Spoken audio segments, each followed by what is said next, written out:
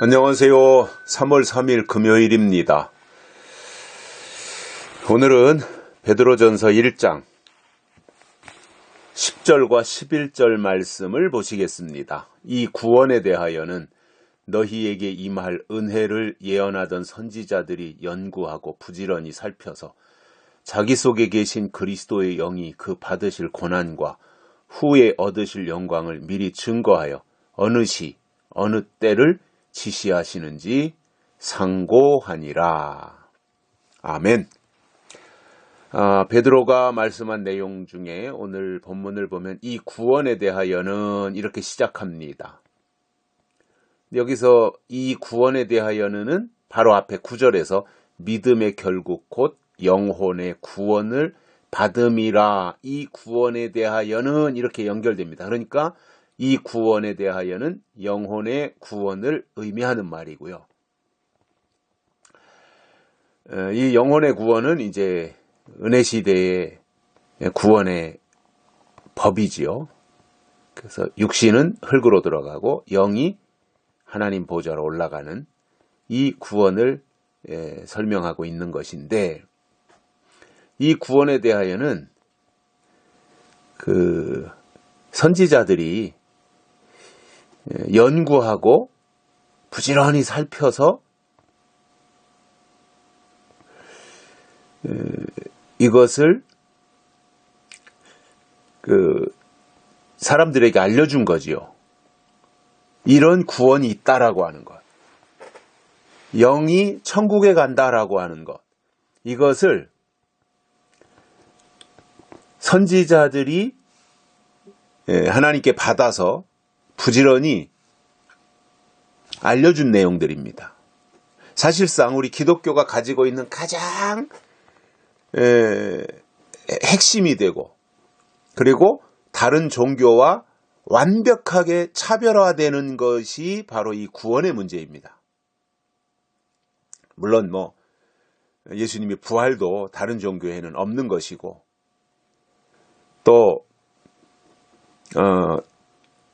천지를 창조하신 이러한 내용들도 타 종교에는 없는 것들이죠. 그런데 이 구원도 물론 나름대로 종교마다 가지고 있는 그들이 말하는 식의 구원, 불교를 예로 든다면 윤회, 돌고 돌아서 또 다시 사람이 되고 동물이 되고 이런 것들 이렇게 이야기들 하지만, 우리 기독교는 분명하게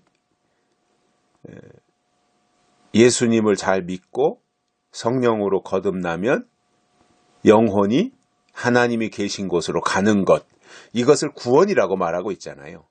세속에 물들지 않는 것, 이런 것들이 이제 구원의 범주에 속하는 내용들인데, 이것이 우리 기독교가 가지고 있는 자랑이기도 하고, 그리고 어떠한 차별화된 핵심 내용이기도 한 겁니다. 그 구원에 대하여 선지자들이 연구하고 부지런히 살펴서 증거했다라는 거예요. 그리고 그러한 부분들에 대해서 상고했다, 생각을 많이 했다라는 거지요.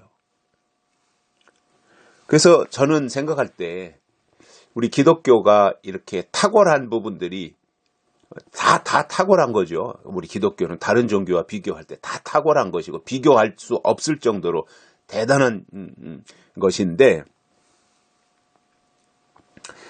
사실상 신앙생활을 잘하기 위해서는 묵상해야 됩니다. 상고한다 그랬는데, 묵상을 해야 돼요. 묵상. 여기서 상고라고 하는 것은 이제 자세하게 살펴보는 것, 또 깊이 생각하는 것, 이런 것들이 해당이 될 텐데, 성경에서 우리에게 요구하는 내용들 중에 묵상하라고 하는 내용이 있습니다. 묵상.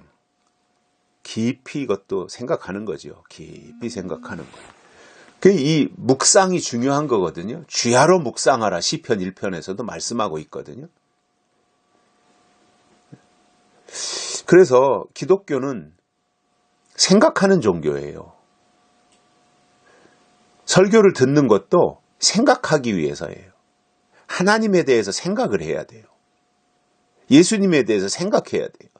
예언에 대해서 생각해야 돼요. 성경에 대해서 생각해야 돼요. 요한계시록에 대해서 생각해야 돼요. 그래야 신앙이 발전하는 거예요. 선지자들은 그렇게 했습니다. 묵상도 했고요. 자세하게 살펴보는 상고도 했던 자들이에요. 이것이 우리 기독교가 가지고 있는 독특함이기도 한데, 그 선지자들 속에 계신 그리스도의 영으로 그 받으실 고난과 후에 얻으실 영광을 미리 증거했다. 그 영이 미리 받을 고난, 후에 얻을 영광.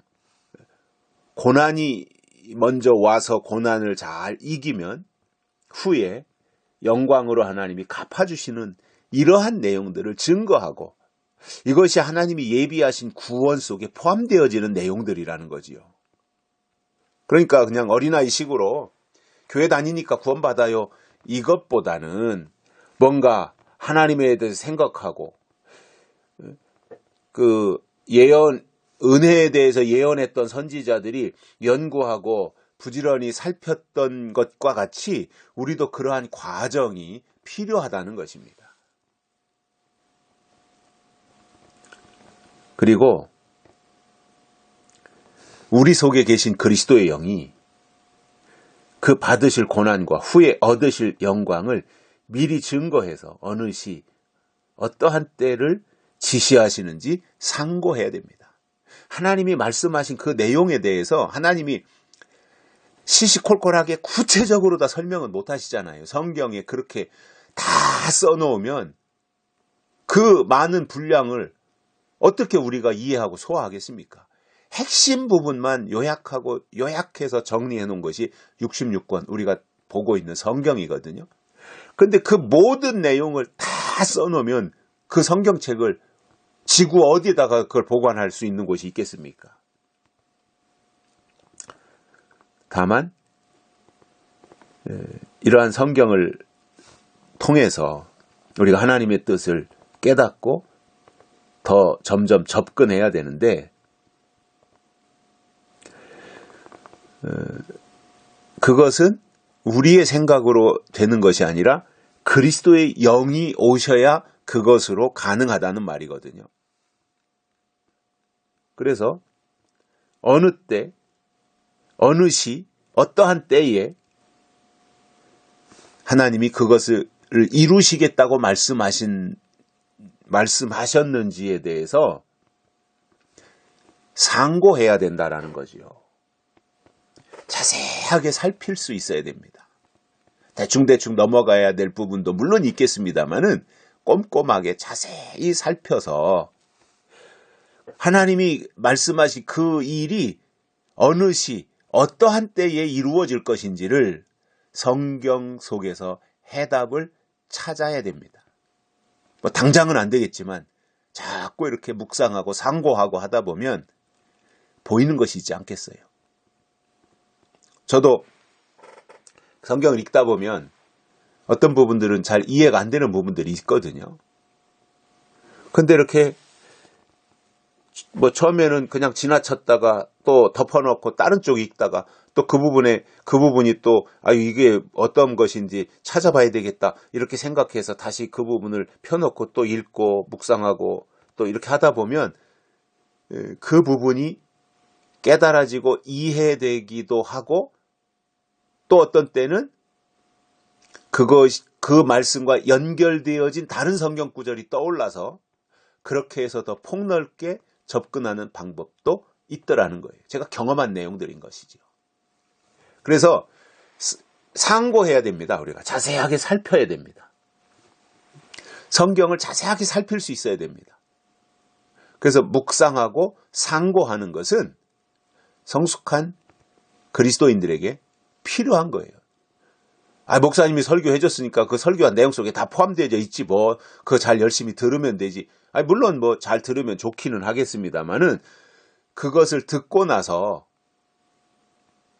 그것을 되새김질하고 묵상하고 그리고 그것을 깊이 생각하는 과정이 필요한 거예요. 이것이 성숙한 신앙의 모습이에요. 그래서 저는 목사님들이 설교하는 것은 하나의 윤곽 또는 어떤 방향 제시 뭐 이런 것들이라고 본다면 그 말씀을 듣고 그것을 토대로 해서 다시 성경을 상고한다면 또 얻는 것들이 많이 있는 거지요. 그것이 또 기쁨이 되기도 하고요. 하나님이 우리에게 그러한 부분들을 요구하시고 영혼의 구원의 확신을 가지고 산다면 오늘 말씀하고 있는 하나님의 말씀을 받은 선지자들이 연구하고 부지런히 살펴서 그것을 상고하도록 하는 이 과정, 그 속에서 하나님이 주시는 것들을 깨닫고 또 더 믿음이 성장하고 성숙해야 되는 그러한 과정 속으로 들어간다면 피차의 유익이 되리라고 봅니다. 여기까지 하겠습니다. 고맙습니다.